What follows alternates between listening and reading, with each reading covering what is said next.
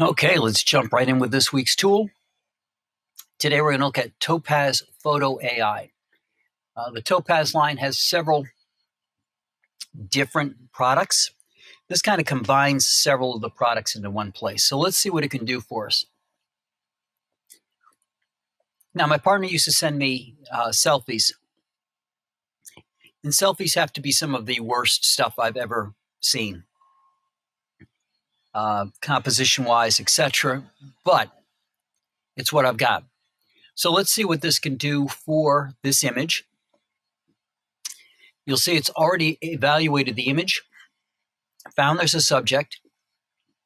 It wants to recover faces, and there's a strength meter for here as well as enhance the resolution, and it thinks it's a standard image, and it's done already. So if we click down here, we can see what it actually did. There's the original, here's the change, and you notice it's very subtle. So let's zoom in here to look at her hair. Now it's going to have to redo the image, and it did. All right, and now when we turn it off, we can see the eyes, how much clearer they are, and how much better the hair looks.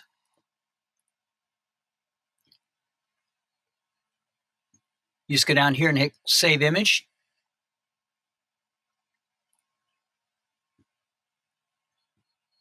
And that's all there is to it. So let's try a couple of other images here.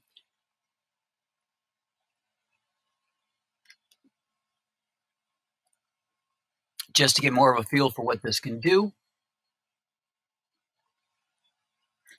We'll do another one that has a sun flare to it.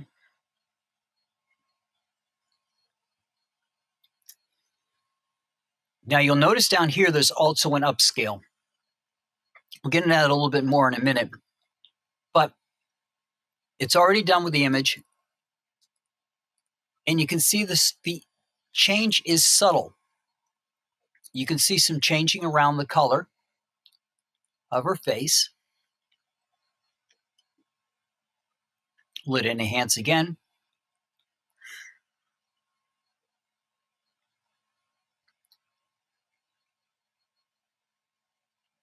And you can see the subtle changes that were made. All right, took out a lot of noise, even though noise wasn't on, but enhancing the resolution took care of some of that. The earring looks really good. You can also do it in a before and after slider if you want, and you can see the difference in the eye.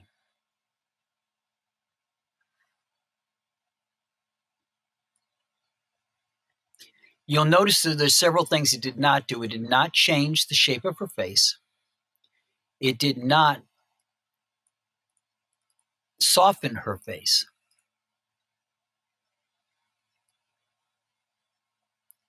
It just kind of cleaned up the image a little bit.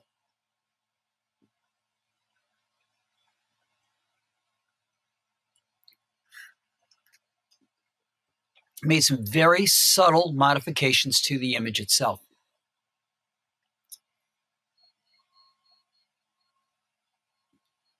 Now, the downside to this, of course, is every time that you zoom in or out, it goes back down here. You can see in the corner where it says preview updated.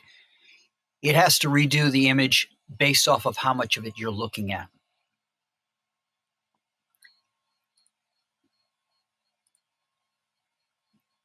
And there's a lot of things you can do with this as a work to what you're doing. But here's a particularly low-res image that she sent me. And if we look at an image enhancement, it's going to go to high fidelity. It's going to recover faces.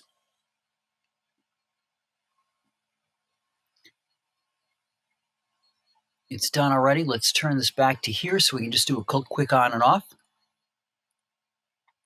And you can see how much cleaner the image is.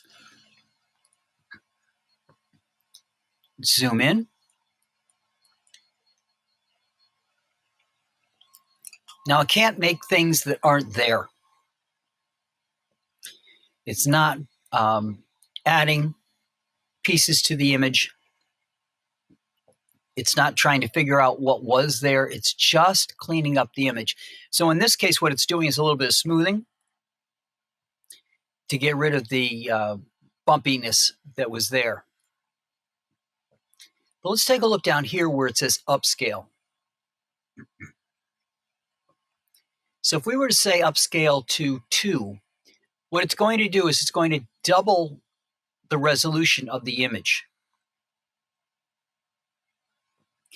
Now, what that means from a printing standpoint is you can now print a larger image because you have more pixels. So you get a much better looking image out of it. But let's look what happens if we just do things ourselves.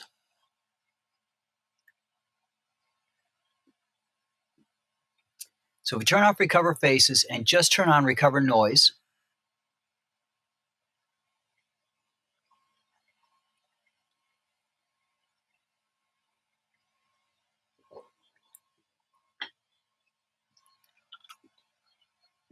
you'll notice it doesn't do as good a change. You can see a subtle change to it, but it's not really that good.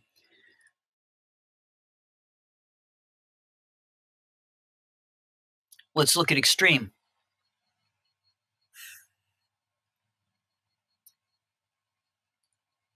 Still not great. Not as good as having the Recover Faces on. Let's see what Sharpen will do for us. Now you'll notice Sharpen has a lens blur and a motion blur to it. So if for some reason your subject moved while the picture was being taken, you can turn on motion blur, and you'll notice that you've got strength, clarity, and you can say subject only. And you can see what it's masking for the subject, which is a little bit more, but that's fine. But again, good, but just not as good as this Recover Faces. And again, if you don't like what you're seeing for that, you can always dial it back and get less of that change. Or if you think it needs more, you could dial it up.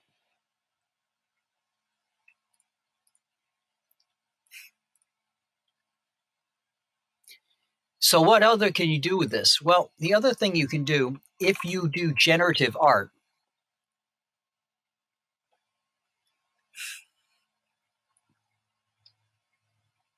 so we all know that generative art is limited to the amount of memory that you've got in your card.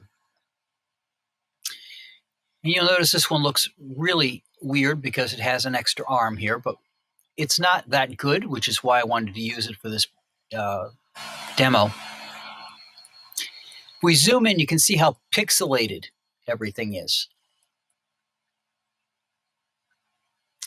But as soon as it finishes up, look at the difference. That increased the resolution of 4 times. So it's a 2048 by a 2048. And those of you used to dealing with generative AI will know that getting it done with the graphics card at this kind of resolution requires an awful lot of memory. So this is another way of upscaling your image. So basically what this tool is good for is a way of correcting a mistake that you might have made. Maybe the light was too low and you moved a little bit, so it'll take care of that motion blur. Maybe it'll give you a little bit better clarity on an image. And maybe you just have an image that is the only image that you've got, and you just want to enhance that image. And this will do a wonderful job of getting that image to look better. It's not going to fix all of your problems. Like, for example, this one has a lot of lens flare right here, which takes away from her face. That's going to have to be fixed manually in something else. I haven't found an AI that's actually going to handle that kind of problem for me. But this gives you a starting point with your images if you've got something that needs to be enhanced. So that's what I got for you this week. Do a little bit more on this and its implications on Thursday. And I'll talk to you guys next week.